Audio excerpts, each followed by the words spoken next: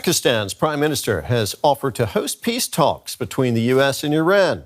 Shehbaz Sharif posted a message on X saying that Pakistan stands ready and honored to be the host to facilitate meaningful and conclusive talks to end 3.5 weeks of war in the Middle East. Well, Pakistan is among several countries pushing for a diplomatic solution to the Iran war. U.S. President Donald Trump says his envoys are already talking to Iranian officials, but Tehran denies that.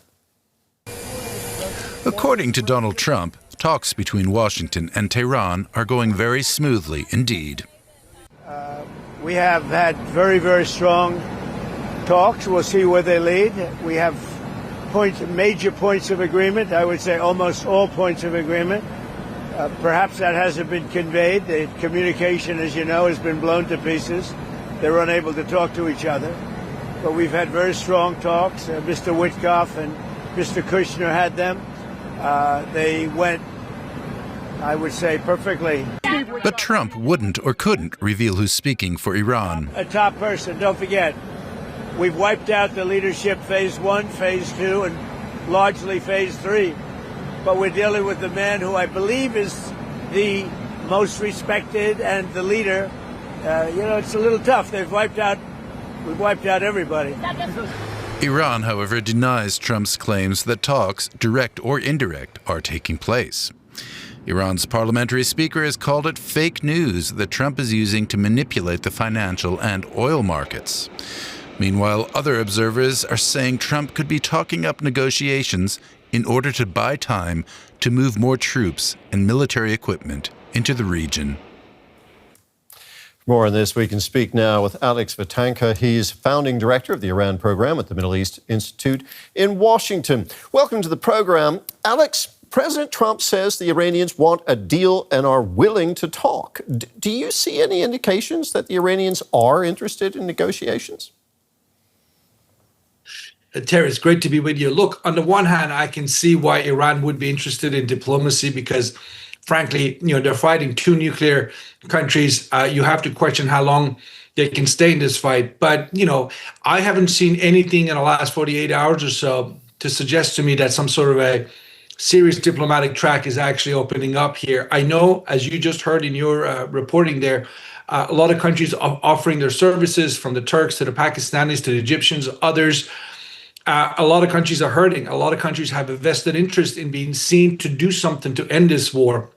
But the two parties in this conflict, the biggest of them, United States and Iran, we can maybe turn to Israel later, but U.S. and Iran are right now not signaling exactly how an off-ramp would look like. They're sticking to their sort of maximalist positions that they had before this war. And until that softens up, then it's a question mark how you can actually have a diplomatic process going forward that looks like a serious attempt. You mentioned that several countries are wanting to be seen trying to mediate. If Iran and the U.S. do try to negotiate an end to this war, Pakistan is one of those countries. The country's leader has now offered to mediate today. You've written a book on Iran, Pakistan, and American influence. What makes Pakistan a potential peace broker here?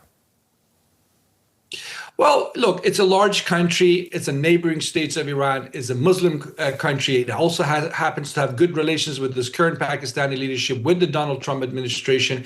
Pakistanis have good relations with Gulf countries. So, yes, they can bring something to bear here.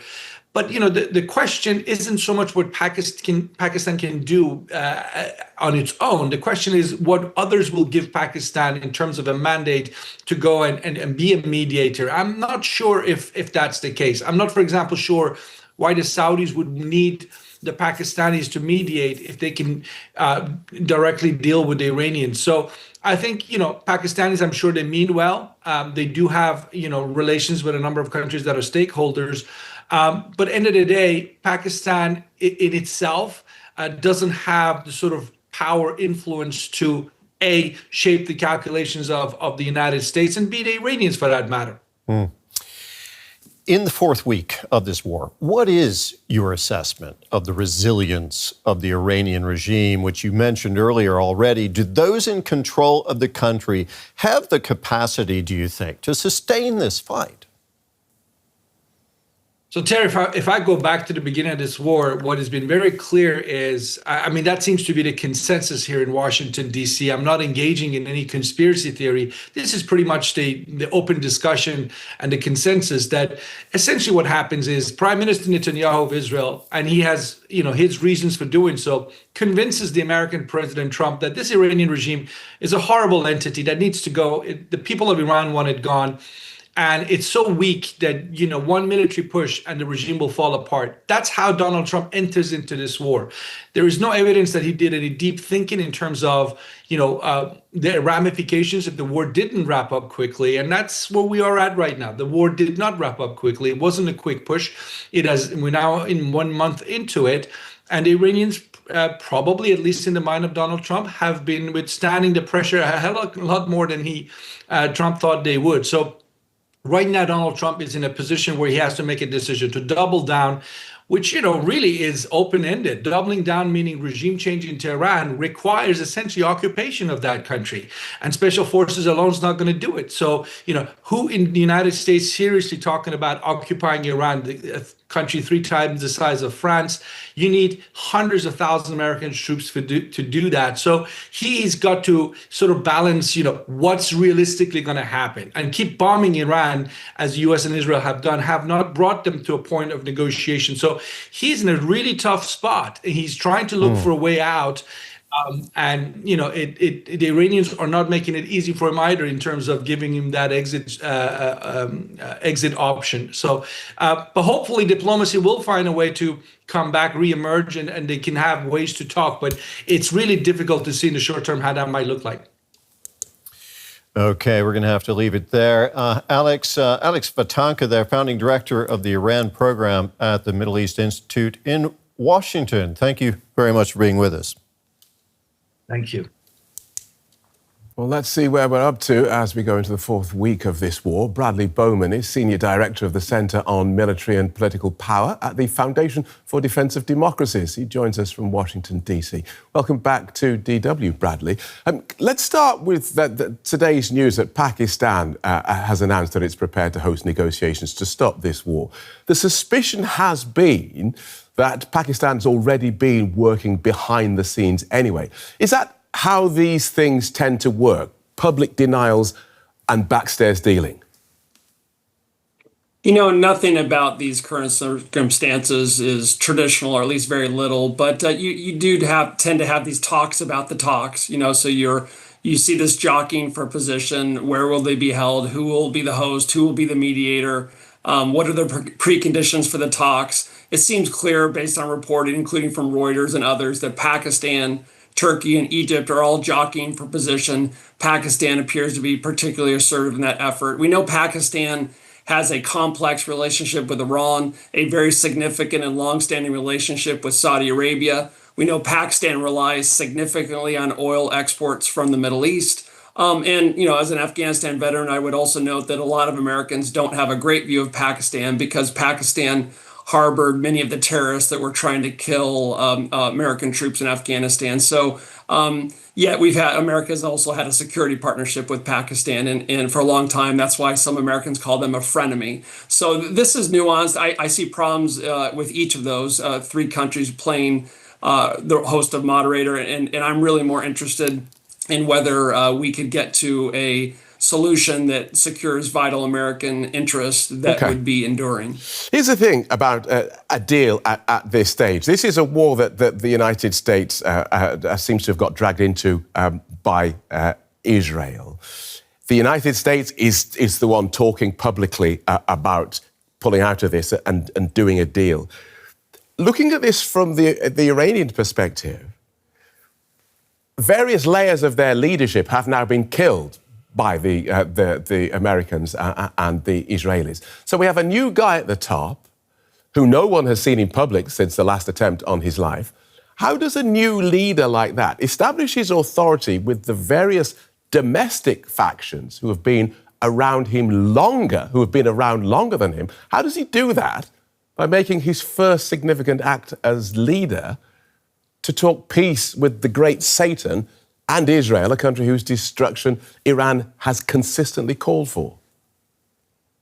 Yeah, no, thanks for the question. I'd respectfully push back on some of the premise there, but let's remember 1979 and what the the Islamic Republic of Iran did to our embassy and held our hostages more than 400 days. Let's remember 1983 and the 241 Marines that were murdered. Let's remember more than 600 U.S. service members killed by Iranian-backed militias in Iraq who did not return. Let me just home to their interrupt you there, families. because that's with respect, that's history. That's not the question. The question is, how does a new leader in a theocratic regime establish his authority by making peace with sworn enemies? Yes, sir. It is history. It's relevant history. And you know what's present? What's present is we had the world's worst state sponsor of terrorism that was dramatically expanding its ballistic missile arsenal. In this war, it is launched in the 12-day war, Iran launched more than double the number of ballistic missiles it had launched in the two conflicts in 2024. The threat was not imminent. I don't believe it was imminent, but it was growing. But to answer your question directly, if I may, I think it's a real question. I think probably what's happening here is based on the fact that you've had a lot of leaders in Iran that are no longer alive. What you're probably going to see is an empowering of the Islamic Revolutionary Guard Corps, which are going to take an even more hardcore position toward the United States and Israel and make the chances for an agreement that will be acceptable to Washington even less likely. Because there's a world, isn't there, in which the Iranian leadership can sell a peace deal as a win. They faced down the world's biggest military power and its sidekick in an actual shooting war. They shook their neighbours and frightened economies across the world, and they're still in power.